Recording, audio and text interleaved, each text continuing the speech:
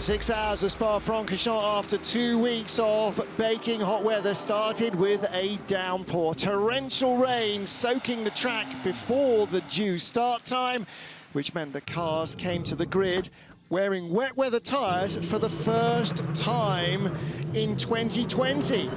Start was behind the safety car. Rebellion had claimed pole position, the fastest car in dry weather running.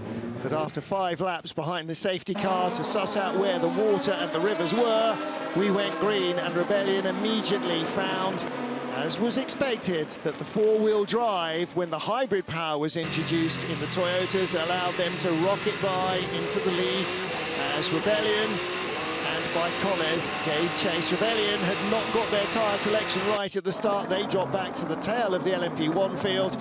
In LMP2, United Autosports led from pole position as everybody else battled behind. From the tail of the field, Gero van der Garde was coming through. GT cars fighting their way through P2 cars as they diced to the lead. Aston Martin versus Porsche, but Ferrari came on strong. Alessandro Pierguidi, who'd go on to race nearly 4.5 hours without a break, bringing the 51 Ferrari through the field and right into contention, passing Astons and Porsches in some spectacular racing. As he changed onto slick tyres, Paul Dall'Anna lost control of his Aston Martin on the outlap, queuing another safety car and triggering another round of pit stops. Rain was never too far away from everybody's thoughts, but our attention was riveted to the battle in LMP2 between Gero van der Garde, who'd started last, and the pole-sitting 22 United Autosports car. The Dutchman finally sneaking through for the lead, much to the delight of his team. 51 Ferrari, they couldn't persuade Alessandro Pierguidi to hand it over. Aston Martin, as the weather improved, ran to the top of the field, and then another battle in LMP2. Signatech Alpine closing, Thomas Laurent getting past Paul Di Resta, who was fresh out of the pit lane. Di Resta retaking second position at that stage in LMP2 as he got to La Source. And then disaster for Signatech, trying to take the second place away from Fritz van Aert. A big accident. Thomas Laurent walked away from that one uninjured, but the car was wrecked.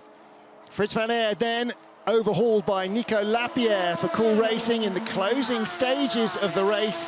Van Aert doing a great job to hang on to the podium. Trouble for the 97 Aston Martin, losing it under braking, losing the lead of the class inside the final hour.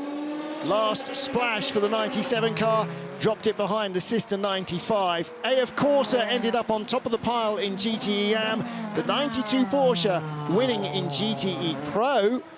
The number 22 United Autosports car, the LMP2 victors for the 3rd straight race, and for a first time ever at Spa, the number 7 Toyota crew claiming the top step of the podium as they won the total 6 hours of Spa 2020 outright. The 6th race of the FIA World Endurance Championship. Stay tuned.